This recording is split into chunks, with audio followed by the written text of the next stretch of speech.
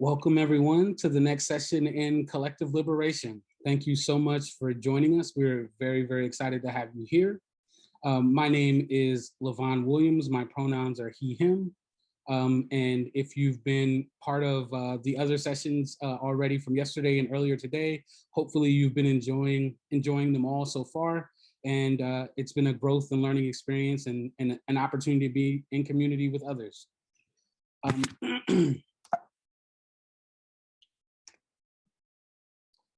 Before we start each session, we really want to take a moment to ground ourselves and to have a moment of reflection to think about our various intersectional identities, particularly those that privilege us to be right here, right now. Also, some of us may be coming from other meetings. We want to have a space for us to think, to sort of clear our heads, to focus on the session that we're about to experience. So just want to take a moment of reflection for that, as well as we want to consider where we all stand, the land we all occupy. Obviously, this is a virtual meeting, so we have folks from all over the place, but it is highly likely that you are on the unceded land of Native peoples. And so we also want to use this as an opportunity to reflect on that as well.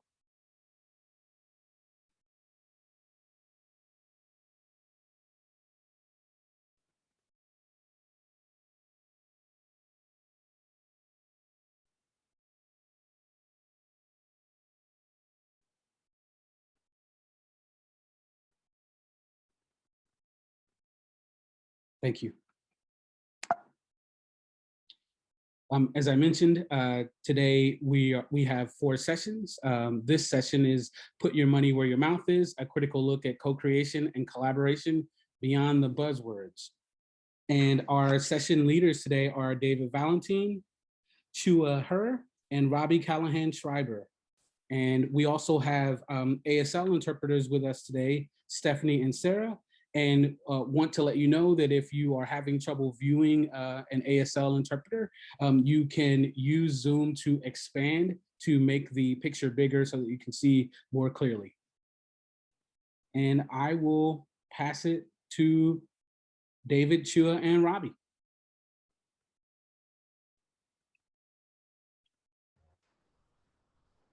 How's it going, folks? Nice to meet you. We're gonna do some quick introductions, and then I think we can jump into the session. So Robby, why don't you start us off?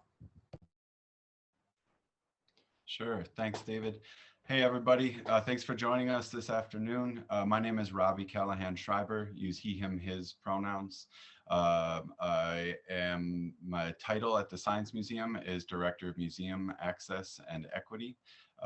Live in St. Paul, got a family, identify as a father as well, a white-bodied person, and I'm really excited to be sharing some of what we've been learning through our work together today.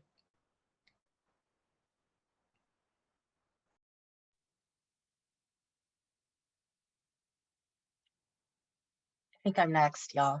Hi, everybody. I'm Choua. I also work at the Science Museum of Minnesota.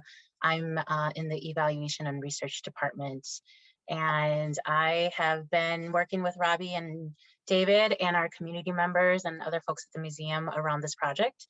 And I'm excited to be here and to dialogue with you all about this topic. Awesome, and I'm David Valentine. I use he, him, his pronouns, and I am a community engagement specialist at the Science Museum of Minnesota. I really like wood carving and playing instruments and going to music festivals in the summer. Glad to be fully vaxxed. Time to enjoy it. So yeah, I guess we can jump right in. Can we see the next slide? Awesome. So we're going to do, we've already done the introductions. The sections that we're going to talk about today are going to be the community engagement side and kind of the vision and thinking behind community engagement. We're going to delve into power sharing and collaboration and talk about how that has looked like historically and what it should look like. And then we're going to dive into the research and evaluation side with some time for Q&A. Awesome. So I think the first question we have to contend with is like the whole basis of this presentation is that there's something wrong with the way that we're doing community engagement with BIPOC audiences right now, and BIPOC communities.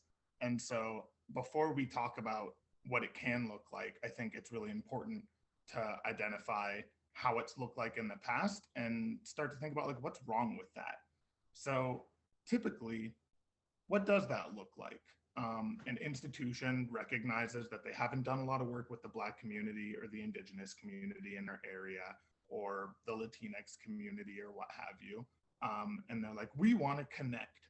So then they decide, here's a project we're going to do. We're going to make a plan around that. We're deciding who the audience is. We're going to decide what impacts we have on those communities. We're going to design everything about it. We're going to assemble an internal team to deliver it. And we're going to decide what community group involvement looks like. And we're going to identify those folks. And I think for a lot of folks, you would describe those first 3 steps and they'd be like, oh, sounds like normal museum business to me, but there's a lot wrong there. Can you go to the next slide, Choua? So after that, they pull in these folks for token participation where they've already decided, hey, we want to run this project. Here's where you fit in. Here's how much you're going to get paid. Oftentimes they're underpaying these folks or they're offering them services in kind, memberships and passes, things of that nature, instead of paying them the rates that actually make sense for what it is they're delivering and for the expertise they're bringing. And they don't allow that engagement to deepen. It's a one and done. We brought you in, we did the work with you. Thanks so much for making our Black History Month really great. Call you next February. And right now, like the way the language is framed on these slides, it's all about what the institution does, but it's not just institutions. Like well-meaning folks fall into these same traps as well. I've been like at an event, met somebody, maybe let's say they're an Indigenous wood carver. And he's like, I'd love to work with you. I come up with a whole plan of what that would look like. I get all excited. I bring it to the institution.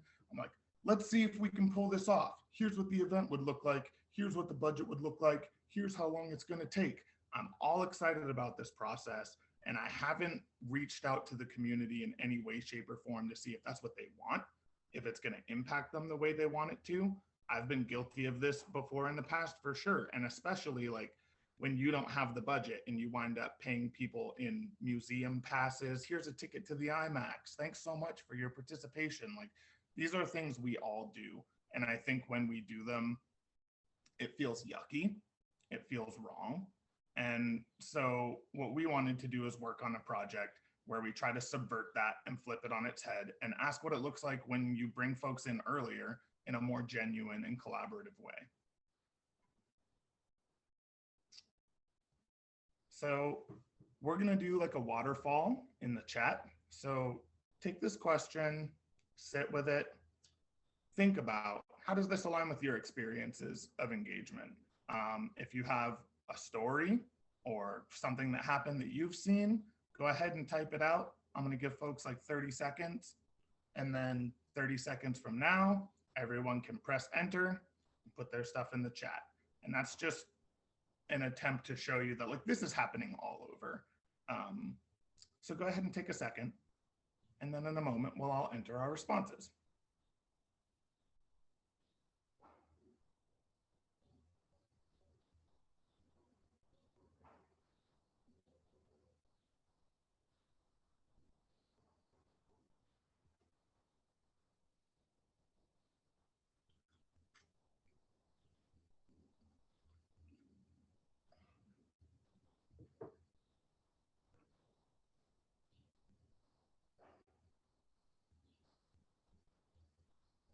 All right, folks, if you've got something ready, go ahead and press enter. If you're still typing, you can enter it after everyone else.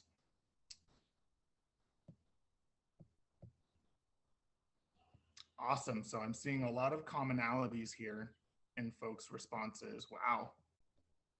Yep, low honor area.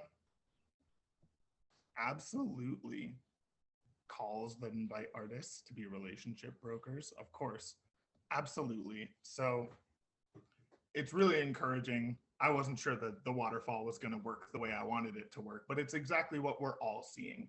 And museums are saying, we want to be collaborative. We want to work with folks and co-create with them. We care so much about these communities.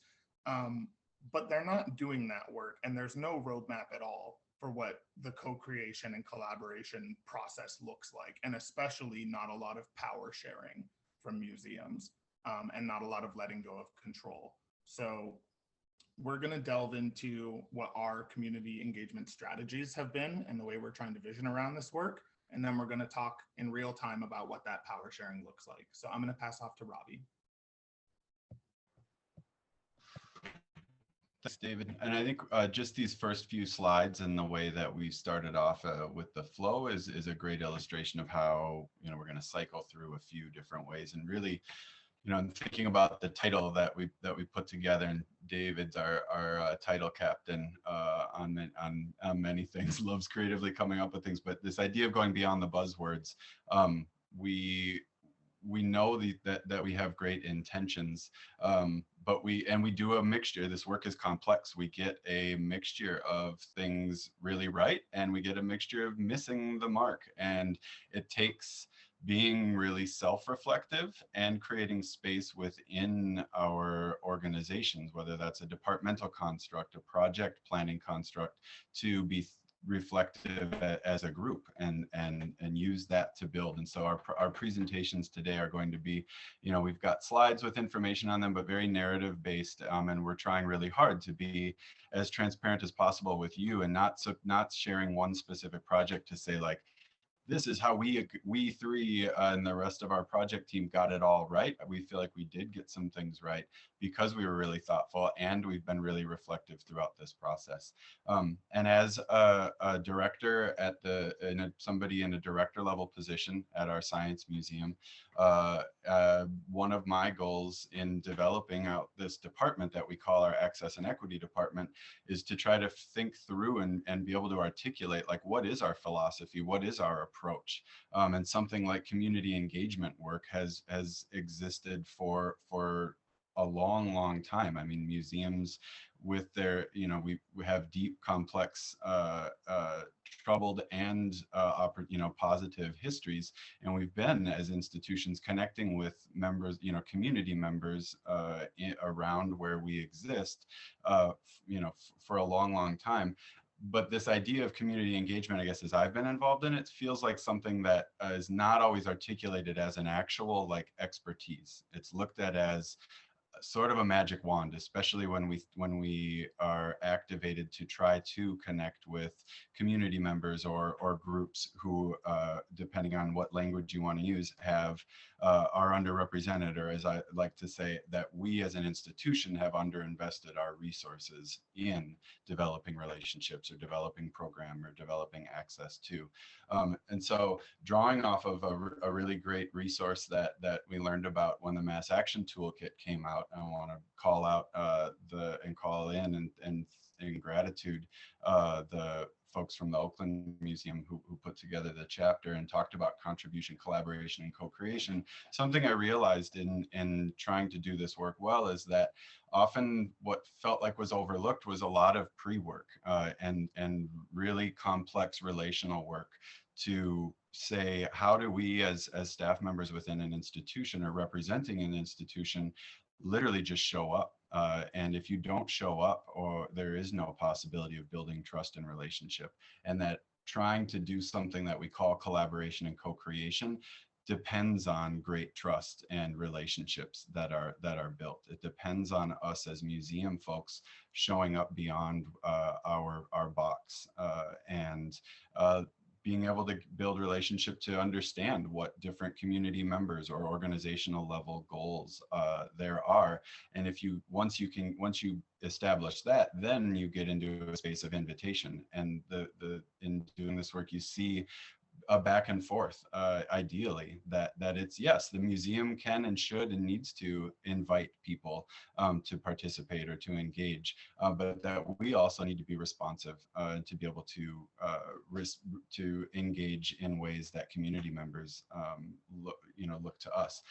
That piece, moves us into our case study that we're going to use for today, a National Science Foundation funded project that we are actually in beginning month 10 of 11 on, and it's called the Rapid Advancing Conversations That Intersect STEM and Racial Justice project, and came out of the unrest and after the killing of George Floyd, Breonna Taylor, Tony McDade, the countless BIPOC folks who have lost their lives at the hands of police, and a program officer reaching out to my supervisor, Joanne Rizzi Jones, who's our Vice President of Science, Equity, and Education at the museum, and saying, you all have done some work around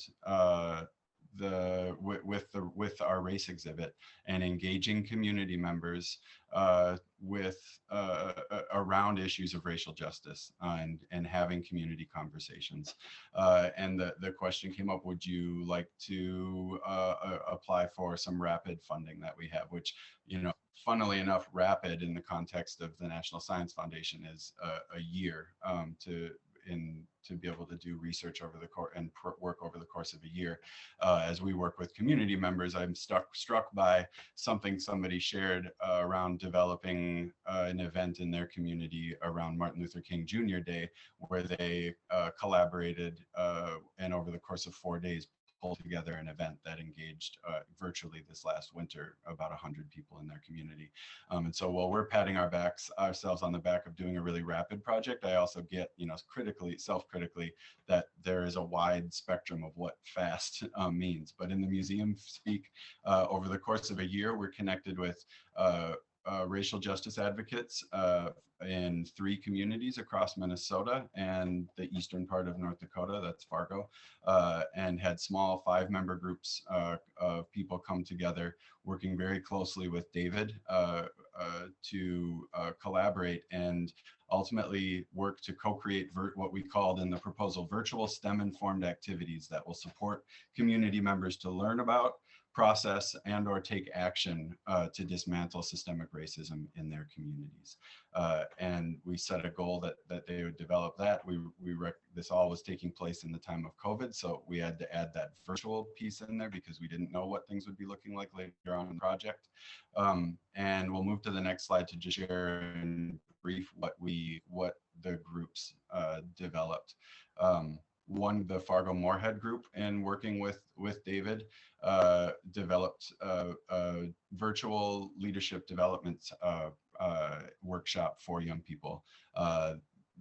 The acronym HOMIES, Honoring Our Minds in Exhausting Spaces. And this is specifically, again, building this workshop for BIPOC identified young people. In Rochester, they identified and have come up with a web-based game that they call Not So Trivial Pursuit, focused around issues of equity and inclusion and really thinking about career pathways. And then the Twin Cities group has developed a podcast series, I believe a 7 or 8 part podcast series that has them speaking about racial justice and intersectional issues there. One thing that we've been trying to do throughout the project is be as transparent as possible with the community members with whom we're working and the field, our colleagues, you all, and have a project website that is very basic. I'll start it off there. And it's really a space where we're trying to share different documentation and resources that we've used through the project. And definitely as we think about doing solid community engagement work, it means not just waiting to the end to share what we've done and what we've learned, but really trying hard to be open about what we're doing, what we're learning, and creating space for people to ask questions, to comment, to be critical, and provide feedback so that we can be iterative and reflective throughout the process. So I'll move my next few slides are about the work, this idea of getting work completed, or the work that happens before the work. And we think so much when we talk about projects or programs about the actual, once it starts, once the money is there, once we hit the green light, but the green light is always on. And we need to be thinking about how are we tending to those issues of being present and tending to trust and building trusting relationships to get a project off of the ground, where we work within a field where things are so project based. How do we do that in ways that are more inclusive and thoughtful, and recognize that, again, this is really aspirational, and this is layered, that when I'm talking about collaborating and co-creating, this means also internally, that our department for this project has been working very closely with our evaluation and research and learning colleagues, and that if we're not working effectively collaborating and co-creating within the museum, we're probably not reflecting that out very well to the work that we're doing with community members and people beyond the museum professional titles. We can move to the next slide. And I'll just share, I was trying hard to think, can we create from this portion of this, like, how do we get to the beginning of the project? What this sort of phase one, the planning portion, can we get this into a nice flow chart? And I wasn't able to think to get that, but just some cyclical ways of thinking and some questions that I think would be really helpful, that I found myself as I reflect on how we got this project off of the ground, things that are really important to tend to. And I think really this at the top in bold of this slide says pause, reflect, act, pause, reflect, act. And then I should have found an infinity symbol, because it should just be this constant reflection point and our own creating feedback loops to think about as we're trying to start something new. Are we planning? Are we reacting? Are we responding? And something that I really struggled with this project was I was furloughed until mid last June, and I got back to work and had my supervisor say, "Hey, here's this funding opportunity. I think let me know what you think. Do you want to go for it? It's a really quick turnaround to try to potentially get access to these funds." And I found myself both incredibly excited and really trepidatious about going after that, because we didn't create much space or time for us to collaboratively develop a proposal with community members with whom we already had existing relationships. I also, in my white identity, found myself slipping into the sort of analysis paralysis of saying, like, I don't know, like, should we be really going after these funds? Like, there's so much important work that's going on already in communities. Like, are we going to be distracting other people? And I bring that up to say, and how are we not, taking a more colonizing approach of just like, we got some money, we want to just land, we're going to show up, we're going to land for 11 months and then disappear. And something that was really helpful, again, about having a great internal collaboration as we developed the proposal, was Choua bringing up to be connecting and saying, we as an institution have access to these resources. Joanne mentioning, these are taxpayer resources. We're all paying into this. This is our money. And this idea of that we are community and community is us comes into play there too. But Choua really said and helped me really push forward through this to say, like, yeah, this is messy, but we think it's worth going after these funds to say we have an access to do that. We have access to these resources and we have an obligation to respond. If we don't do this and we don't, and then this is another space where we as an institution are not acting and are not finding ways to connect with community members. I'll move on to the final slide here, just of a few more questions that I've put together as I've reflected on this, thinking about starting up a bigger slate of work or a new project, and thinking, does this work align, just basically, but how often do we forget to just ask, does this work align with the rhetoric that we hold as an institution of our mission, vision, and values, which often are really, pretty positive and forward thinking, but do we actually allow ourselves the space to do that? Our institution has a really solid equity and inclusion statement.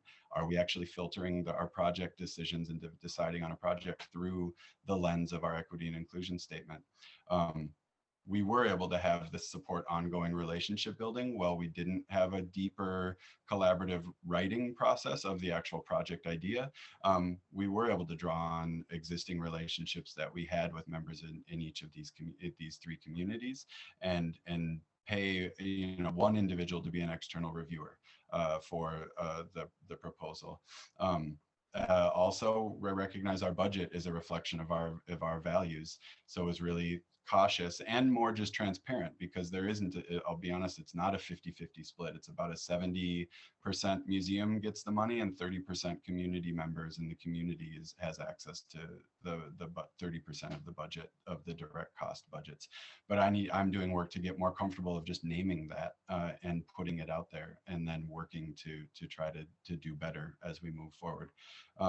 And that ultimately the goal was to create a framework and create an outline of our idea and our approach, and then draw on the trusted relationships that we had of people joining the project as regional project group members from each of the three communities to connect together and agree to the fact that they didn't know exactly how it was all going to work out, but that we will be able to do more deeper co-creation once the idea gets funded.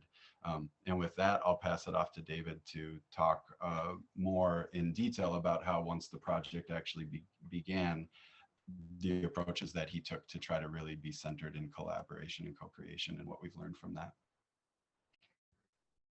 Absolutely, Robby. Thanks so much. So what we're going to do next is we're going to do a quick little Menti. It's like a word cloud.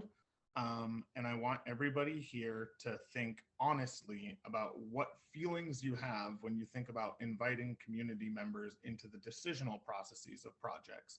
Before a project is initiated, when you're still in this thinking mode, idea developing mode, ideation mode, what do you feel when you think about inviting folks in at that point? There we go, awesome. So go ahead and go to menti.com if you're on your computer and type in this code. You can put in a good number of responses at once. And if you see someone else already put in a response, don't let that hold you back. The more people that put in a word, the bigger that word gets. And so we can get a general sense of what consensus looks like. So what feelings do you have when you think about inviting folks in?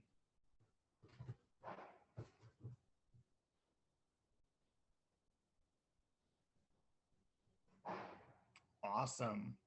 Fear's a big one. Representation, excitement, uncertainty, trepidation. That's the word I always use. It's one of my favorite words. Awesome, this is getting real big.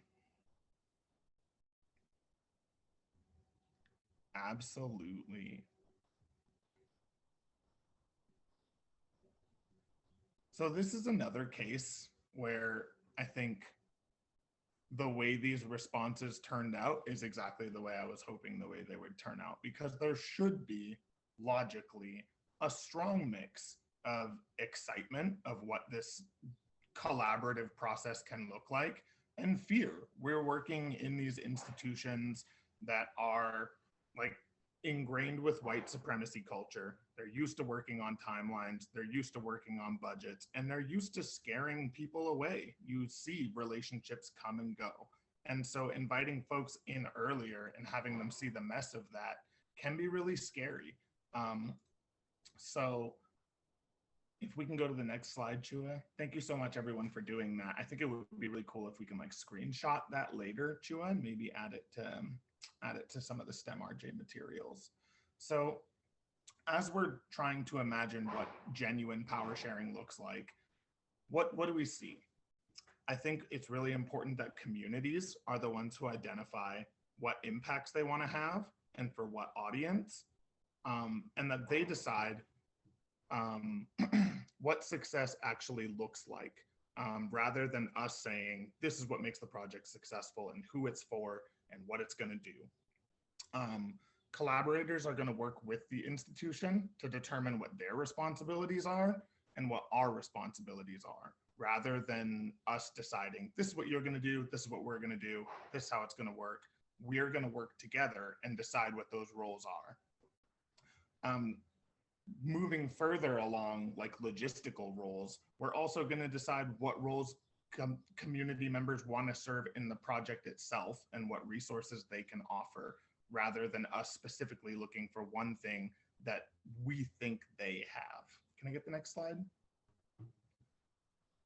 Ultimately, contributors, collaborators, community members should be deciding what the project is going to be. They should be paid in a manner that's commensurate with their experience. Institutions need to be responsive to their changing needs. If you're going to be actively collaborating with folks, you need to be factoring in the things that emerge up in their life. You need to be factoring in their other responsibilities. You need to be considering whether they're working full-time jobs or whether they're students, whether the project is a part of their job or something they're doing in addition. And we need to mobilize our resources to support the project and not to control the project. So all of that is kind of a lot to process. So I've prepared some slides that kind of showed you what these steps looked like when I was working with these community members. So one of the first things we needed to do is we identified community members that we wanted to do collaborative work with, but that doesn't mean that the identities that they hold are necessarily the impacts or the audiences that we want to be focused on. So just because we're working with someone who's a first generation immigrant, or just because we're working with someone who's Black or Indigenous, that doesn't mean that that's the audiences that we're focusing on. And so what we did here was work with these groups to determine who they wanted to have impacts on and what those impacts look like. So this is an example. We removed the name of the group, but they decided they want to have impacts on first generation students. They want to have impacts on Latinx folks. They want to have impacts on first generation students' families. And I think part of this process was like going from Jamboard to a list and then looking at that list and saying, what are commonalities here? We want to have all these different impacts on all these different communities.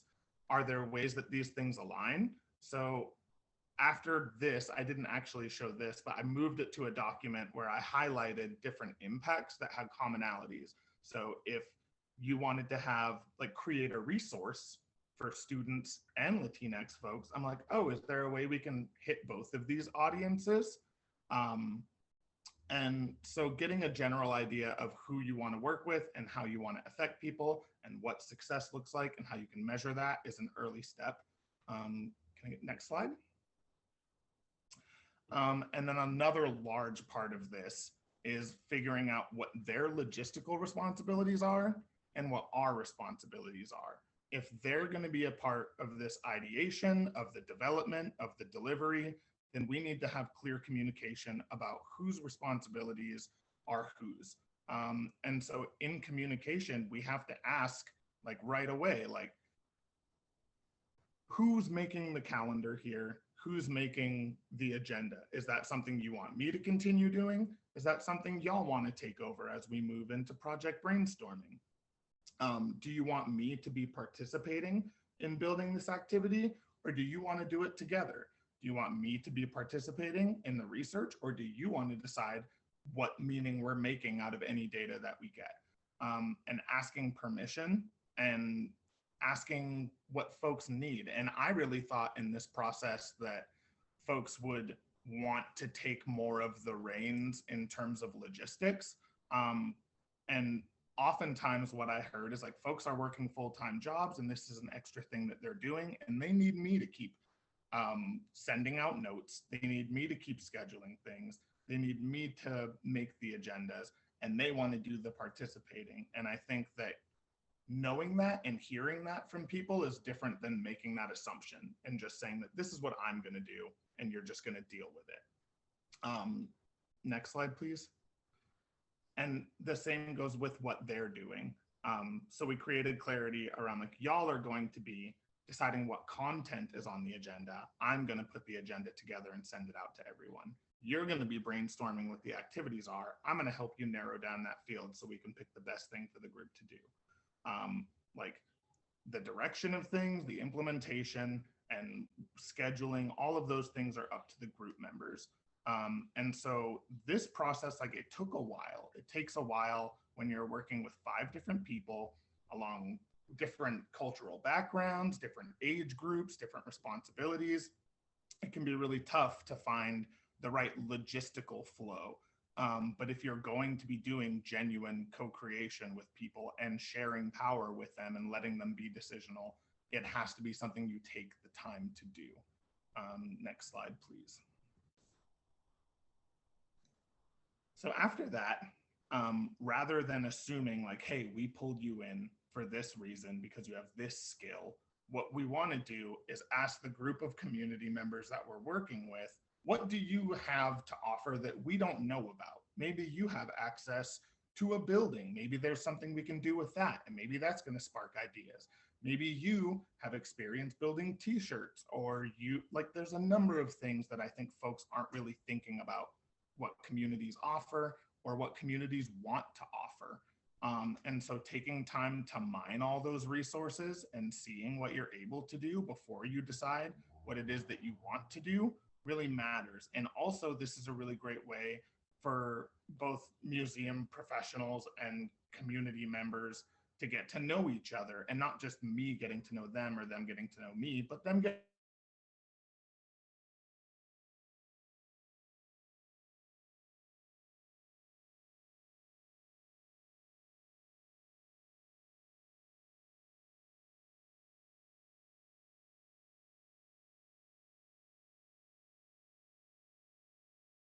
or that person. And I'm going to reach out to John because I remember John has this skill or this connection. This deepens and strengthens relationships.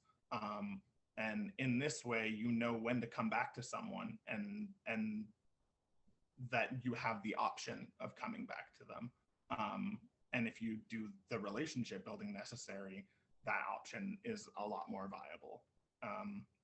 So once you've gone through all of this clarity creation, then it's time to like start thinking about projects themselves. Can I get the next slide? So a lot of people would do this after you identify what the project is going to be. But I decided that it was something that needed to happen earlier. And this is deciding what specific role folks want to serve in the activities or projects themselves. And the reason that I encouraged folks to start thinking about what they want to do before the project is even created is because in that way you're able to identify where there might be holes and where there are strengths, so that as folks are brainstorming, they're brainstorming things that they're able to accomplish. So if you have a group of 5 people and all of them are interested in some of these categories, but none of them are really interested or have skills in technology implementation, then you're like, oh, if they come up with an idea that has to do with a website, or it has to do with building an app or making a podcast, then maybe that's something we're going to have to hire out. It's something we're going to have to factor into the budget. It's something that's going to help us narrow the field for what we're able to accomplish together. And it's important that you let group members and community members know that like none of this is set in stone and you don't have to do just one thing, but all of this is about identifying where your strengths are so that you can make the best thing possible. After you've done all of this work, then it's appropriate to start thinking about what project do we want to do together. We know who the audiences are. We know some impacts we want to have. We know what my job is and what your job is, and we know what our jobs are in respect to the projects themselves. Then it's reasonable to move in. Can I get the next slide? And this is just like an example of what some of that brainstorming looked like. So I had a column for regional groups and projects, their descriptions of what they're imagining, what roles are needed from the previous slide, who's our audience, what's required, how much time is it going to take, how many advisors do we need, how much is it going to cost. And in that way, you're able to work with folks and let them into these decisional processes that usually just take place inside the museum. They have autonomy, they have power, and ultimately, like, I didn't decide any of the projects that we settled on. I definitely helped and contributed to like what they wound up looking like. But that youth leadership development program, the podcast, the online game, all of those were from a list of brainstorm projects, and we talked about what we had the skills to do and what impact it would have on the community. So after you've gone through all of this process, you're finally at the point where you start doing project development. And this process took like a couple of months. Like, people have very limited schedules. You're not able to meet with them all the time. You meet with them once a week if you're lucky. And during that week, you're doing the jam board, you're doing the roles and identifications, they're getting to know each other. So during that 2 months, you're going to have internal stakeholders and external stakeholders, people who are involved in the project, who are like, what are we doing, right? Like, I signed on for this. It's been a month and a half, 2 months, and still we haven't decided what a project is. So when folks are confused about why this is the way you're doing the project, then you can hopefully use a tool like the one that's on the next slide. It's probably going to be a little hard for you to read, but we're going to put it on the STEM RJ website, and I'll talk about it a little bit. So can I get that next slide? Awesome. So I'm not going to go over every box, but the middle column here is essentially all the processes that I just described to you. So I'm going to talk to you about the first column and the last column. The first column is all about reminding folks not to make the decisions internally. You come up with a general project goal. You're like, oh, we'd like to see more pathways to STEM careers for this specific community. You bring that proposal to a community and you see what their feelings are about it. And maybe they say, this is really nice sounding, but it's not what our community needs. It's not what we're interested in. At that point, what you do is identify what the community needs are and the goals with those stakeholders, and you go back to the point of creating a new goal. Okay, they don't want pathways to STEM careers, but they might be interested in increasing racial justice literacy. Then you continue to bring it back to the community, see if they want it. If it turns out that this is what the community wants, then you're able to reach out to collaborators with a specific ask. And again, that's not the project. It's just what you want to accomplish with the project and what the community has said they want. At that point, you have to pull in the right collaborators. And the reason there's a big stop sign at the bottom is that maybe your museum hasn't gotten to the point where it has the strong relationships necessary to do something collaborative like this. And if you do get to that point, I think it's important that you do stop, like, build the relationships, go back and say, we're not ready to do this yet. We don't have the voices necessary. What we have is token inclusion with folks who have done one and dones with us before, and I don't think that we're going to be able to make something impactful. Let your institution know they haven't done enough yet, and they need to continue community building before they can actually have genuine collaboration with folks. But if you're able to get a good team together, you can go through all the steps that I just outlined, which is the middle column there. And then at the end, I think the only thing that I would want to touch on there is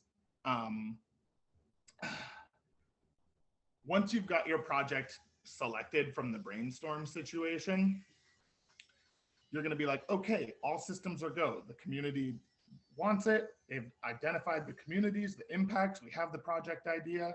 Let's go for it. And 2 out of the 3 groups that I worked with did exactly that. They came up with the project idea. They said, let's go. They revved up the engine. They went off to the races. But another group was like, still, we don't know if this is what the community wants. We're only community representatives. We don't know for sure. So what they did was they created a top 3, a survey. Here's 3 ideas that we have. Which one do you feel would be most impactful for your community? And they let that guide what their ultimate decision was. So the youth leadership development program was not their favorite idea. It was the bottom, the number 3, numbers 1 and 2, they were really excited about it. The community was like, we don't want that. We feel like the youth development thing is what will be best. And they went with that. If you have the time and you have the energy to work that in, work it in. Ask the community, be impactful. So I think the last things I want to say about this process are twofold. One is that we've been really lucky to have the time and space to go through this, but this is aspirational. I'm guessing that most of you would bring a flow chart like this to your institution, and somebody would be like, we don't have the time for this. We don't have the budget for this. It's not going to work. You need, if you want to make it happen, to think the way that institutions think about work like this, which is benefit and risk. What is the financial benefit and what is the financial risk in not deepening and strengthening our relationships and having ongoing collaborative relationships with communities? And what is the reputational risk and what is the reputational benefit in being more collaborative with communities? If you start to try and think from the angles that institutions think, hopefully you can sway folks into giving you enough room and enough time and enough money to actually have meaningful relationships with community members. But I just don't want to make everyone feel like, oh, all I have to do is use this tool, or look at the tool and be like, cool, if only they would let me use it. You're gonna have to fight for these kinds of processes. Not everyone gets an NSF grant, right? And I think the other thing that I would want to remind you is like that process, those internal processes of pushing folks in this direction, they're messy and they're not pleasant.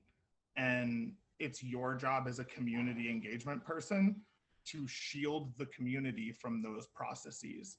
Don't bring the community in to the mess of deciding whether or not you're able to. And anytime that there is internal hiccups, remember that your job is to create good experiences with the community and build trust with the community. And that sometimes that nasty, toxic, white supremacist culture that you have to push back against in order to make this happen is for you to facilitate so that the community no longer has to deal with it. And that's what I've got. I'm gonna pass it off to Choua, I guess with a segue that's like, it's not just community engagement folks that have to think about collaborative processes, right? And it's not just community engagement folks that have to steward these relationships and make sure that folks are safe. It happens in research and evaluation. It happens in curriculum development. It happens in exhibit development. And so I'm gonna pass off to Choua, who is in research and evaluation, to talk about her take on these things.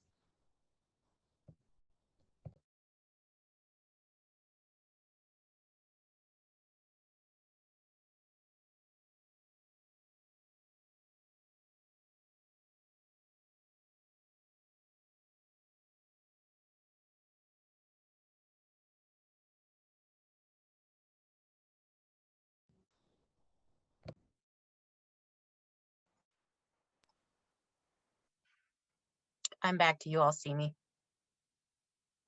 Sorry, y'all. Technical difficulties. This is the world we live in.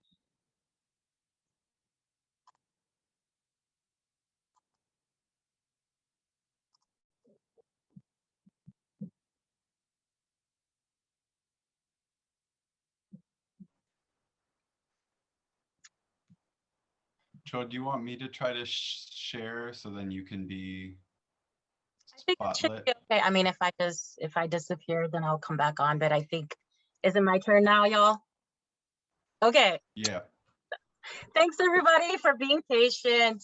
This is what happens when we live in a virtual world, and Wi-Fi can, decide at the worst moment to drop off. Okay, so you all have heard David and Robby talk a lot about the project from the practitioner and the programming and maybe the department side. And we wanted to make sure that we also built in time during this session to talk about, well, what does research and evaluation have to do with it? I was excited because I saw some comments earlier in the chat that kind of got added, mentioned research and evaluation. And I also know that I bet a lot like us and a lot of you probably, many of your projects have some aspect of research and evaluation attached to it, especially because we work at organizations, and the idea of like data-driven decision making is so also a buzzword that is really big right now, and has been for a while. So we didn't want to end the session without also sharing and talking about how the research and evaluation has been aligned and integrated throughout this whole project and this process. And also that, you know, for those of you who are and identify as researchers and evaluators and or have done research and evaluation, and then for those of you who haven't, this gives you a little bit of insight to maybe incorporate into your practice or bring back to those in your organizations or the projects that you work on that are concerned with the research and evaluation aspects. So I am going to go big picture a little bit, and then I will share the next slide, which will give you some practical strategies of what we actually tried in our project. So I kind of already talked a little about this alignment and integration. Why is it important for research and eval to also align with everything that David and Robby has been talking about? Well, I mean, if it's not in alignment, you're actually going to be actively harming the work that is being done, flat out straight, right? If you take all this time to build these relationships, to really think about power sharing and collaborating and co-creating with communities, and the research and evaluation that is connected to the project or the work is not in alignment, you can actually undo so much of that work and actually cause more harm and damage those relationships. So it's really important that research and eval and the ways that you think about what that means in the project is actually talked about and integrated and in alignment from the get-go as well too. I mean, Robby talked about like the pre-work that happens. That's part of that pre-work as well too. The other thing too is that if it's seen as sitting outside of the project, if it's seen as something extra, then you can really like lose out on opportunities to learn and also be able to gather like key information. And that is a lost opportunity that may or may not present itself again. And so it's really important that we do think about, you know, how is this research and evaluation doing all the things that David and Robby also said too, right? I think sometimes there, in my experience of doing research and eval, there's this idea that, you know, research can be different from programming, but there's a lot of core values and beliefs and principles that David and Robby have talked about that I think are actually the same as what I should be thinking about in terms of research and evaluation. It should mirror it. You know, when you think about what does the community want, why are we collecting this information? Who is it going to be used for? Who's going to be able to have access to it? All of those things are the same things that I think about in the research and evaluation parts too. And that kind of goes to the second one, right? For me, research and eval is not just about documentation, it's really about knowledge production. And when we think about those ideas of knowledge production, who gets access to it? Who gets to say that they are the ones who can make meaning of data? What kind of data are we going to collect? Who gets to make those decisions? What do we do with that information afterwards? Who gets to be able to have be part of those decision-making processes? And again, just like, you know, what's been, I think, emphasized throughout this whole session, it's also about relationship building. Research and eval is not just about documentation for the sake of documentation. It is about building relationships and doing this for the long term. You're not just coming in to, you know, gather some data and extract things from people, and then just like, you know, we were talking earlier about tokenizing, and then you just leave. And who knows what happens to that data? The communities themselves don't know. Probably, like, you know, if I didn't share and we weren't working together closely and committed to disrupting these existing structures, David and Robby probably wouldn't even know what our plans were to do whatever we're going to do with that information. And it's really important that you integrate all of this, because David and Robby in their roles can then also shed insights into what might work or what might not work. The last big thing is, Robby talked about this. I think this is so true for research and eval as well too, is be ready for hard work before, during, and ongoing. And by hard work, I don't just mean you're going to be putting in a lot of time and energy and effort because you're really trying to do new things and probably trying to disrupt what's the status quo. But I think that it's also about interrogating your own self. It's about interrogating and doing your homework.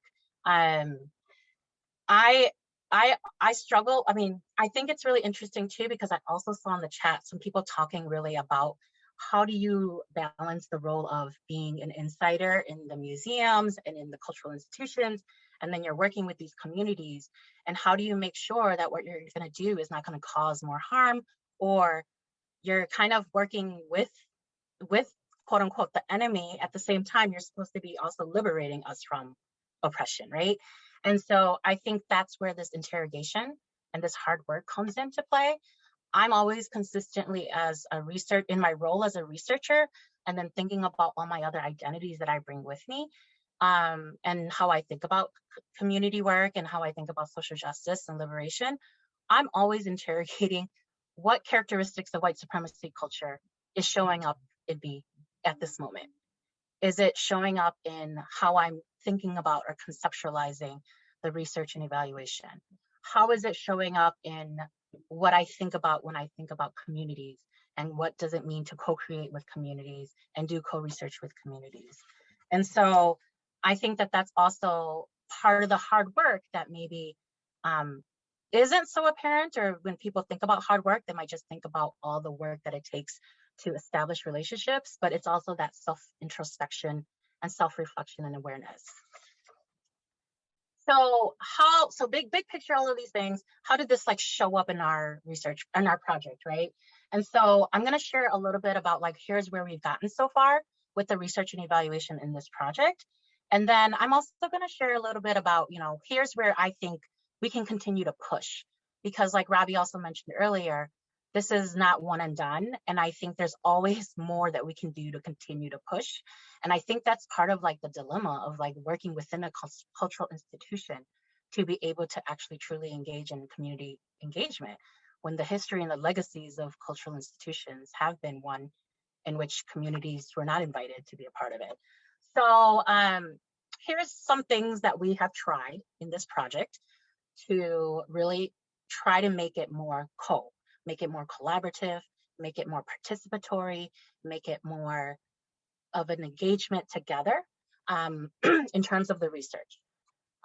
So we've tried to acknowledge and name the history at the start, and declare our intentions. And by that, we mean we go in knowing that communities, because of the historical legacy of not just a science museum, not just a white dominated institution, but also research and evaluation, it has not been a positive, and it's been a contested history, and it's been one of harm and one of oppression. And so you have to name that at the start, because communities will pay attention to what you're saying. And if you don't do that, communities don't have any reason to trust you. So you have to declare your intentions so that they understand why you are engaging with them and where you are starting from. The other thing is that we have tried, and so in our STEM-RJ website, there's a PowerPoint that it's in there. You can take a look at it, and it gives you some examples of what we did when we talked about the research, and we talked about what it means, and how we acknowledged that there's been these traditional and historical ways of doing research, and that's not what we're trying to do in this project. And here are the different ways that we're trying to flip, and we're trying to really dismantle the ways that research has been done on communities, and we want to do research with.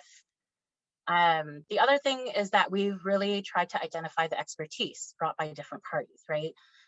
And this mirrors a lot of what David and Robby have said. Just like me as the researcher and evaluator brings a set of skills, community members themselves bring a set of skills, and that they should be valued and honored and respected and acknowledged for it. David talked about how one of the regional groups did a survey. We didn't come in and say, only I can do the survey for you. You're not qualified to do the survey. we were like, if that's what you need, then go for it. And let us know if there's ways that we can support you. And so part of this is also as well too, like not just saying it, but like actually putting it in documentation, right? So on the website, again, there's a consent document where we actually really talked at length about what we thought were the different wisdom, knowledges, expertise that community members were bringing and contributing to the project and to the research. And so again, you can go on our website and take a look at that as well too. I think number 2 also brings up points of like, what does it mean to continue to have ongoing consent, especially when you think about the ways that research has been done, and how do people continue to be able to feel like their expertise and honor is being honored. And then I think the third thing that we try to do in this project is have transparency of process throughout. And by transparency, I know this word gets thrown around a lot, but it's not just like, oh, we sent you an email, didn't you read the email? But it's actually like really making sure that you are like truly including community members in the process in ways where their agency and their choice is increased. So that you're not just saying, oh, we already narrowed it down to these 3 things, and now we're going to share with you that there's these 3 things, and so you can decide on the 3 things, but actually that you are actually sharing all the information that you have access to so that they have access to that same information to be able to make choices about what it is that they think is best. So a research, again, on our website is this co-research timeline and activities document. It looks really simple, but what it did for our research and for the project was that it really actually allowed people to understand like what was going to happen and how could they decide to participate. So we let people opt in and opt out. Do you want to be a part of the co-research or not? You can change your mind at any time. Do you need more information? It allowed them to drive like how they wanted their participation to look like. And then a real story, again, is like, you know, there was this point where we had not planned for gathering data from youth under 18. And we could have very easily said, you know what, that's not what we planned for, and we're not going to do that. But we listened to what our community members said, and they said that was really important. And so rather than, and this goes back to, I think, David's point too, about what is your responsibility as like the institution or the people from the institution, it was a lot of work on our end, but because it was important to the communities, we made sure that it got done. And we shared, okay, this is how you can make sure that you're going to get, you know, consent from young people so that they can actually take your survey, do etc. And they didn't have to worry about all the red tape. We took it on so that they could just rest easy knowing that we're going to be able to gather data from youth because it's important, and that's the end. And then another thing about transparency was like, you know, we had these paired conversations that we did with community members, and I just shared my screen with them. So they were able to see my instrument, they were able to see all the questions, they were able to see my notes, they were able to see like things that I had changed around. And I think that just encouraged trust. It encouraged them to see that, you know what, we're not just coming in and saying these things, but we're actually seeing it happen. So I'm gonna pause there because I'm looking at the time and I wanna make sure that we also have enough time for Q&A. I see some things happening in the chat. So I'm going to end there, and then if you want more of these resources like I was talking about, here's the website info, and you can always just, you know, email the 3 of us as well too. But I'm going to stop sharing my screen, and then I think we're going to go back into Q&A. Thank you so much, Choua, Robby, and David. Really fantastic session. And I personally really like that you showed some tools that we can use. That's my favorite thing to take away from sessions like this. And I know many of the folks who are listening also appreciated that as well. One question is that worksheet, that pre-development process chart, is that available in the resources link that you just posted? And also, how should it be cited or credited if folks use it? We haven't added it to the website yet because it took me a minute to change it from this into that. And I was making some last minute changes to it, but we're going to have it added to the website really soon. And we can put like a SMM logo or whatever the case may be onto the image itself so that folks are able to cite it. Excellent, thank you. And the next question is there any possibility for genuine and collaborative community engagement if your institution is already far along in an exhibition process? I saw this one, I was thinking about it. I wrote down to myself, like, at whatever point you're at, like, why is, what is your intended need, and what is the purpose, and getting really clear for yourself or with the group who's developing that, like, to be able to articulate why that is. And if it is like, yes, we do need to have a connection in, what is it that, what are the actual guideposts? They're like, what can people contribute? And then the other piece is, maybe there's not a right, maybe that is not the right time.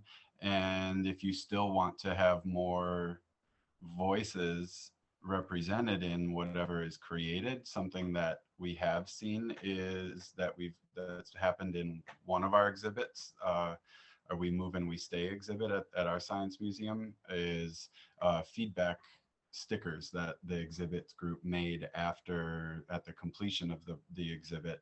They invited community members from their advisory group to go through the exhibit and provide additional perspective, whether that's expanding the narrative that was there, on the case of objects and what was shared, or providing a bit of a critique. But yeah, I think deciding, is it even you would only know if it's appropriate. And I think a tool like, that David shared is something to be able to use to see if that even would be. But I get also Anissa's, question about that. Oh, well, we can't do anything about it now, is also a dangerous, like, well, let's just let it be type of a response to say, well, if this is important enough, are there ways that we can creatively utilize the resources that we have within our institution to do something? I don't, maybe it's a program that actually interrogates why, and is a self-critique on why we didn't, what have we learned, what, bring in additional voices to do that, but doing it in a way that all parties who may be involved are really clear about what their impact, what the intent is, and what the impact would be. Yeah, and I think go ahead. I would just add super fast, and this is purely my perspective. If the question should be, can you pull people in at that process and still give them the autonomy to say no? Can they say no to something? Can they say that something needs to be changed? Can they say that you need to rethink something? If they don't have the freedom to say that, then I would just say, no, you can't have genuine collaboration, but you can have light level collaboration. And you need to decide how okay you are with that. That's a great point, David. And I also wanted to circle back to what Robby said. I love that you talked about creativity. And I saw that there was some chat in the chat about how a lot of times leadership wants you to experiment, but when it actually comes to doing the experiment, they lose all creativity in providing access to resources or budget or staffing and things like that. So I think creativity needs to come not just from the folks doing the work on the ground, but from everyone in all levels of the organization as well. Another question came from Eileen, and she wanted to know, how would you recommend building advocacy for this work among the board?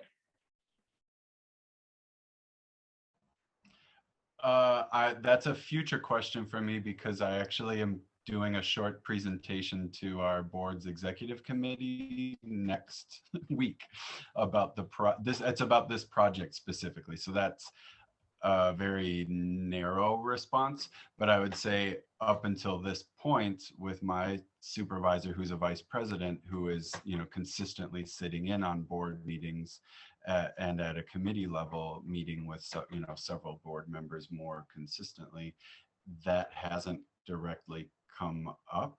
And I would say we still at our institution at levels, status levels below vice president, the there is a pretty unclear understanding of the relationship between museum staff and the board members beyond just, you know, what you could Google search and find out what, you know, our nonprofit structure is with a, you know, board of trustees to be the governance body of the institution.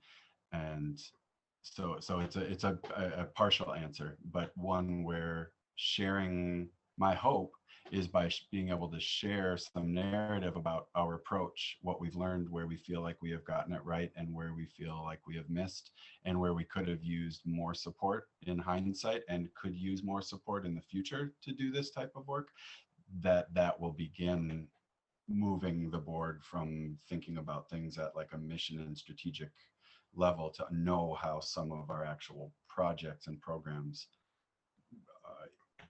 live out some of these values. The next question is, what resource did you use to determine fair payment for folks in the community?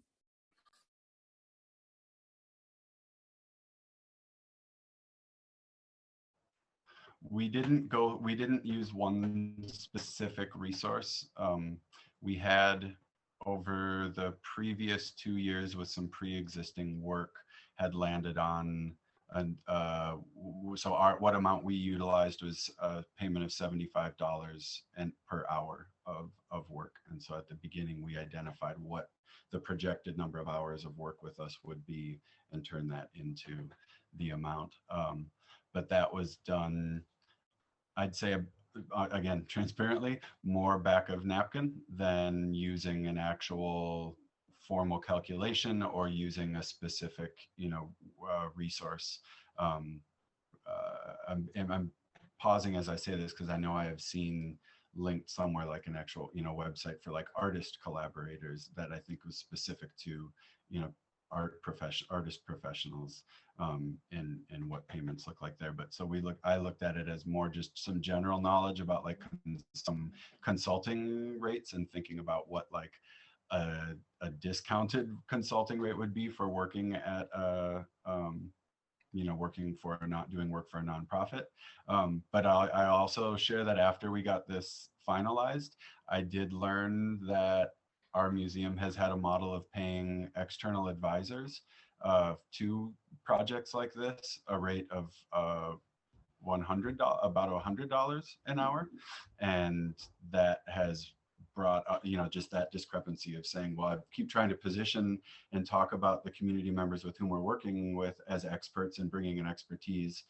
Oh, I've just accidentally created a difference in how we pay a community member who's an expert that may not have a PhD behind their name or museum credentials differently than we do somebody else who's identified as an external advisor. So that is, it also calls me into thinking, and us thinking more about, are we doing this? Or do we have a similar system across the museum for this? Right, and I think we have time for one more question. One of the attendees would like you to speak a little bit more about the dual responsibility to be transparent, but also to protect communities from knowing too much about the internal struggles to combat white supremacist or colonialist processes. And how do you deal and navigate that line? I think in my experience, part of it is like being transparent enough to give folks credit. Like, they know they're working with a museum, right? They know that there's a lot of like white folks who are not equity educated. And so let's say, for example, they're like, hey, we want to see if we can have your marketing team, the internal SMM team, shine a light on this project we're doing. Are you able to accomplish that?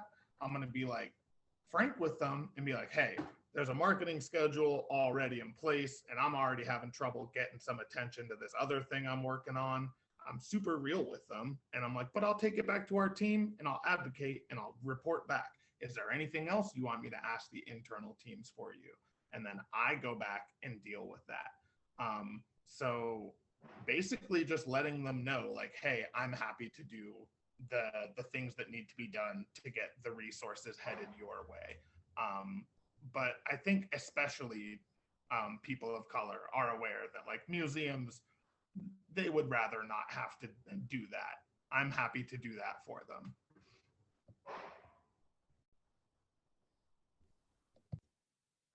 I would just say for me, I think it goes back to those ideas of agency and choice.